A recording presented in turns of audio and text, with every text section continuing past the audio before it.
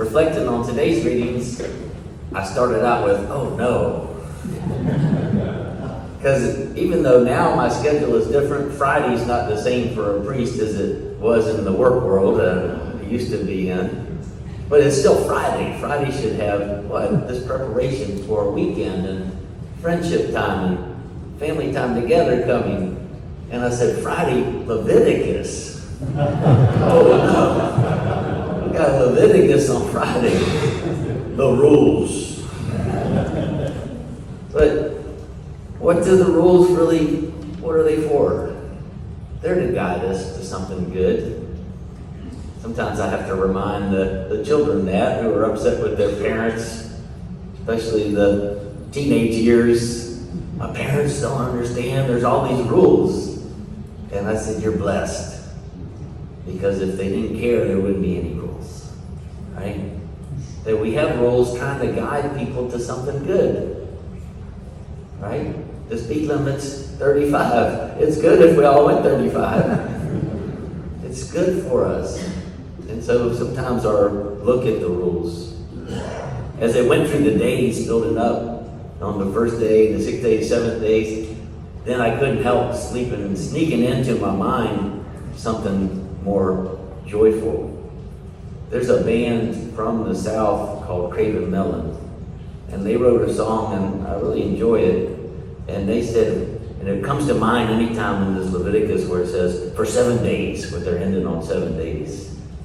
And the song from Craven Melon that they wrote, that was their only hit they ever had, was, and on the 8th day, God made iced tea.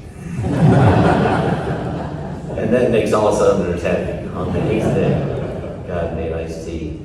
Our gospel reading, what I want to create on, is in his own house, and this theme of house. Because today we celebrate Alphonsus Liguria, the founder of the Congregation of the Holy Redeemer, the Redemptionist, who have been a big influence in my life of vocation from a very early age. Growing up in Newport News, we were from the first part when we got there, probably 6 years old, we were tied to the Redemptionist fathers that were at Holy Family Retreat House in Hampton, Virginia. The Redemptionists have a great charism. Their number one charism is confessions, reconciliation with God and neighbor.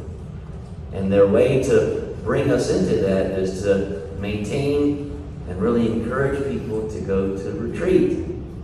So they had a retreat house in Hampton on the Chesapeake Bay, Holy Family Retreat House. And that became part of our life because my mother would go twice a year on retreat. They would go Thursday night and come back Sunday afternoon.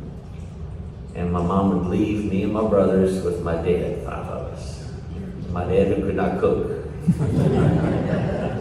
My mom would stock the refrigerator with cold fried chicken, a big bowl of potato salad, carrot jello. Y'all a fan of carrot jello? Okay. And we would fend for ourselves. My dad would make us lunch.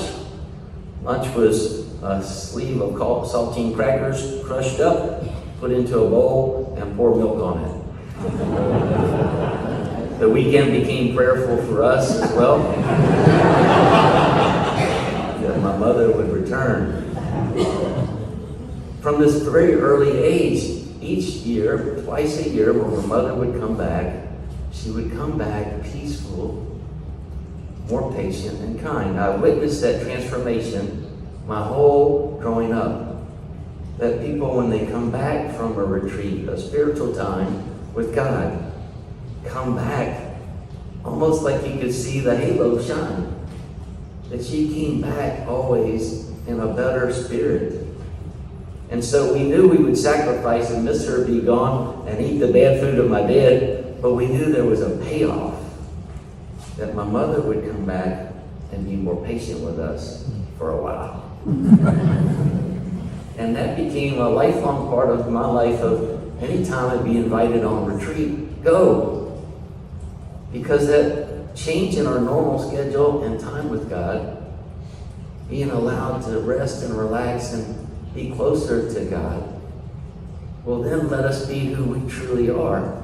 Because all of us in our heart want to be kind. We want to be good friends to our friends and good spouses to spouses, good brothers and sisters. But that constant work wears us down.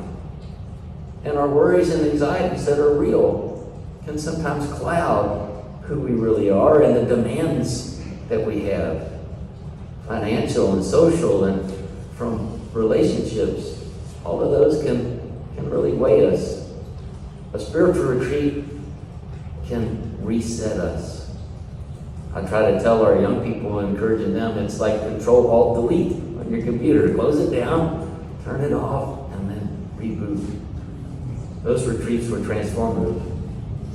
There was one year, there was a snowstorm, and we got a call from the retreat house. My mom was on the phone. We're going to be snowed in, so we're not coming home Sunday. Well, we didn't want that. Thursday to Sunday was long enough for the retreat. My brother Doug had bought a pickup truck, and he said, I can come get you. I have a four-wheel drive truck. And my mother said, don't you dare. We learned when she got home Tuesday that she loved those extra days. I learned also after she got home that retreat center being on the Chesapeake Bay with all the salt air, the roads there were perfectly clear. The snow had long melted, and that group of ladies just hung on to that retreat. For years after, they would do reunions of that retreat, calling themselves the Snowbirds. And it was a great gift. Our order, the Order of Redemptionists, has the parish in Newton Grove, a very historical place. I offer it to you if you have time to visit there. It's just about an hour drive from here. The parish is Our Lady of Guadalupe. It's the place where the pre-cemetery is and where our bishops are buried as well. At that place, the Redemptionists have a big house. See, I'm getting back to house that was in the gospel. It's one of the biggest rectories in the diocese. It looks like a little hotel. It's big. The Redemptionists built that in the late 30s and early 40s because as they were staffing the parish then, the mode of transportation was by train. Their headquarters is in New York, in the city, and their home for vacations and for their retreats is in New Smyrna Beach, Florida. And so they would take the train, each one of them, each year to go to retreat from New York to New Smyrna Beach. And they figured out, because they had that little parish in Newton Grove that's on the train line running down about Route 1, that if they built a big retreat house there, that would be their overnight stop. It's halfway between New York City and their Florida home. So they built with the parish this big bed and breakfast for Redemptionists to stop and have an overnight respite on their way to Florida and on their way back. And now all the priests there love that house. And nobody stops on the train anymore, but it's a beautiful respite. So I invite you to visit there. Our other connection in this parish to a Redemptionist life is our seminarian, Jason. Jason was in as a novice of the Redemptionists in Columbia. His theology and seminary training has been in the charism and spirit of the Redemptionist. Today's a great feast day for him and all his friends and his way of spiritual life. And we're so glad to be able to share that. He's here with us studying English, as you know, and when he gets proficient in that, he has very little time to do in theology because the Redemptionists already did it for us. At the back of the church, he has a bowl with the sayings of St. Alphonsus. He invites you to take each one of those for view. Take up one of those papers and reflect on it today. We're blessed to have Jason in the parish and part of us and the spirit that he brings. The Redemptionist priest, knowing that reconciliation with God and others takes a little time. And all of us can be reminded of that. I hope you can take a retreat and do it often. We recommend St. Francis Springs, right outside of Greensboro. It's a beautiful place. And that also supports the Franciscans there. You'll come back and your family will be thankful because we'll be more compassionate and patient in caring for one another.